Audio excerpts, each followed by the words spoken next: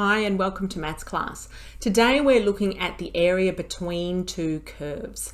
So previously what we've looked at is if I had a function like y equals f of x and I had an interval from the point A to the point B, I could use integration and I could use a definite integral to calculate the area in between the vertical lines at x equals A and x equals B and the horizontal line, which is the x-axis, and the curve itself. So that's a bounded region. What we're going to look at today is how would I find the shaded region shown in that diagram. I'm looking for the region that lies in between y equals f of x and y equals g of x and the lines A and B. Unfortunately, the solution to this one is really quite straightforward if you think about what I already know. If I consider, and I'm going to just change colors here, this shaded region underneath the graph of g of x. Now I know that the green shaded region can be found using this expression. It's the integral from a to b of g of x dx. I also know that the entire region under the graph, which is the black plus the green region, is given to me by this expression, the integral from a to b of f of x dx. It therefore follows that if I want just the black shaded region, this area here, the area between the graphs, it's going to be a simple subtraction. It's going to be f of x dx minus g of x dx, and it's going to be in each case from A to B. This is pretty easy to remember. You've just got to remember that f of x, the one we're subtracting from, is the graph on top, and g of x is the graph beneath. Okay, now if I collect these together, and I haven't quite left myself a lot of room, what we're going to end up with is the integral from A to B of the function f of x minus g of x dx, which means that if those two simplify, I can do that first before I do my integration. So let's have a look at that on another page. So I didn't go to another page, but there it is. The shaded region can be found with the definite integral from a to b of f of x minus g of x dx. So let's go to our first worked example. So there's the first example. As you can see, what we've got is just a straightforward parabola and a horizontal straight line, the line y equals 2, and I'm looking for the shaded region. So the first thing I know is that the shaded region that I want can be given by this expression. I'm going to go from, well, I need to know what this point here is. Where does the point y equal 2 meet the horizontal line y equals 2, and I simply can do that by finding the intersection. Where is x squared going to equal 2? So of course x is going to be plus or minus root 2, but in this case what I'm looking for is positive root 2. So I'm going therefore from 0 to root 2 because my left boundary is here, it's the origin, so x is 0. I'm going from 0 to root 2, and I'm going to go the top function minus the bottom function. So in the region that I want, the function on top is simply 2, and then I'm going to subtract x squared dx. So let's do it. The antiderivative of 2 is 2x, and my x squared is going to become x cubed over 3. This is not going to be fun, except for at least I've got a little 0 in there, which makes it not too bad. Okay, and I've got to have my terminals from 0 to root 2. So now I'm going to substitute in, first of all, root 2, and then subtract my substitution of 0, but that will be 0, so nothing to do there. So I'm going to have 2 root 2 minus root 2 cubed is going to give me another 2 root 2, but over 3. So this is going to give me 2 root 2 minus a third of 2 root 2. It's going to be 4 root 2 over 3. 2 lots of 2 root 2 over 3. And that's the exact answer. I don't need to do the subtraction of 0. All right, so that's my first example. it does get a little bit more complicated than that.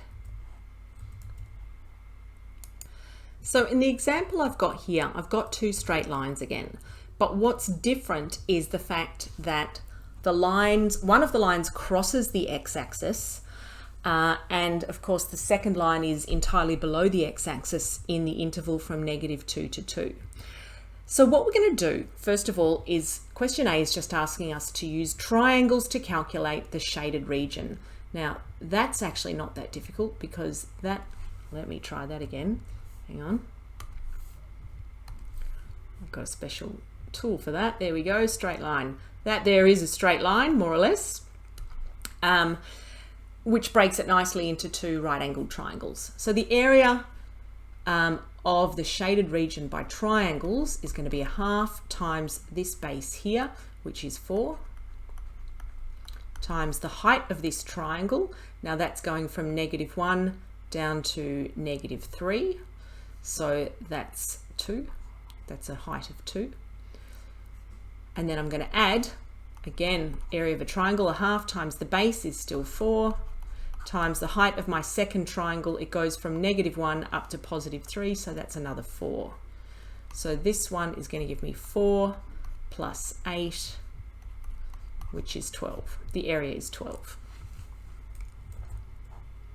Now, the reason that we do that firstly by triangles is so that when we then use integration, we can be confident that we're getting the right answer. So what we're going to do now is we're going to explore what that looks like when we use integration to do it.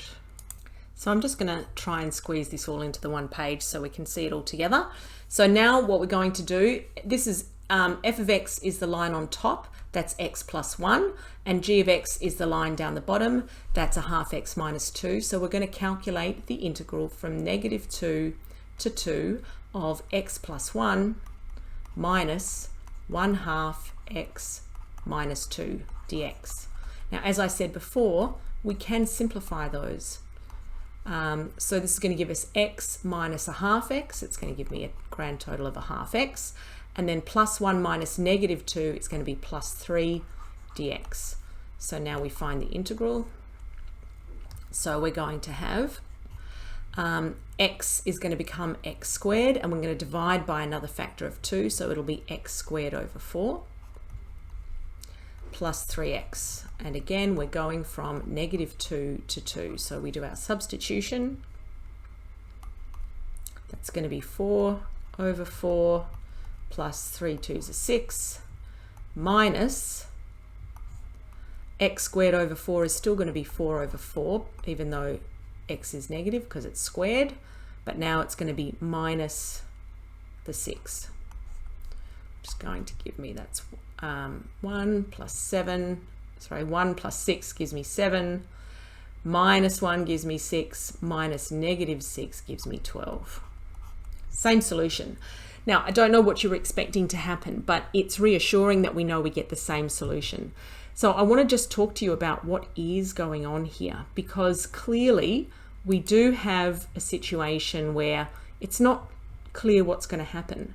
Now, we know that the negative region under the graph here of this function would have given us a negative result.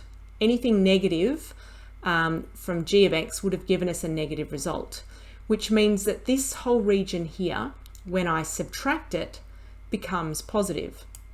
Now, just notice that we've also got this little triangle here, which if I calculate the two regions separately,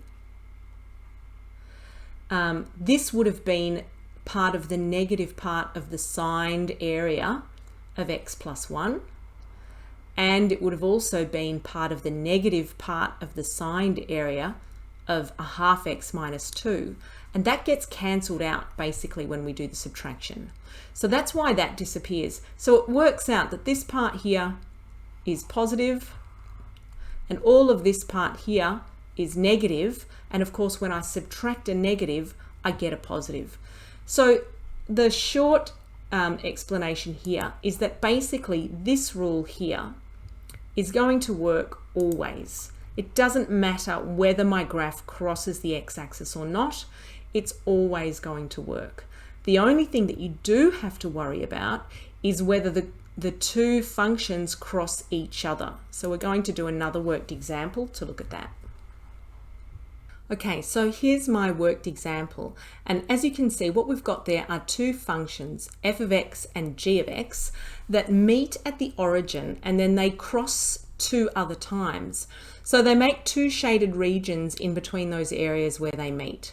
So what we're looking for is that blue shaded region. Now, if I'm left of the origin, I can see that f of x, the cubic function, is on top. If I'm to the right of the origin, then g of x, the linear function, is on top. So I'm going to have to calculate this in two parts.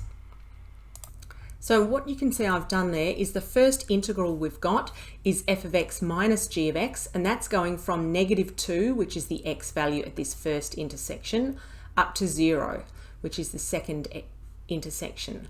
So f of x minus g of x, well, that's x cubed minus 2x minus 2x. So that's going to give me x cubed minus 4x dx. And then I'm going to add from 0 to 2 of the reverse, g of x minus f of x, which will give me negative x cubed and positive 4x dx. And now all that's left for me to do is anti-differentiate and do that calculation. So there, you can't quite see that. Can I shift it? There we go. So what you've got there are the two integrals from -2 to 0. I've got x to the power of 4 on 4 minus 2x squared, and then there's symmetry there, negative x to the power of 4 over 4 plus 2x squared for 0 to 2. And so let's just go ahead and do our substitution. When we put 0 in, what I always like to do is I like to write 0 minus when my terminal is 0 up here, because otherwise I sometimes forget that negative, and then I always put this in brackets. So I've got -2 to the power of 4. That's an even power, so that's going to give me 16 over 4, which is 4. And then again, an even power, so my -2 squared is going to be 4 times 2 is -8. And then let's do our second brackets. I'm going to substitute in the 2, and I'm going to get the same value as I did here, only it's going to be negative, so I'm going to get -4 there, and this is going to give me +8, and I'm subtracting 0.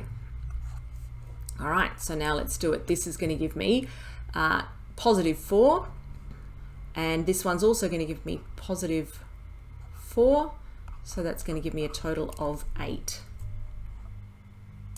Now, one of the things you might have noticed there is the symmetry. We do have symmetry in this function, and if we were confident of that symmetry, an alternative could have been to just calculate this shaded region here and double it, of course. But I wanted to use this as an example of when we need to do this in two parts.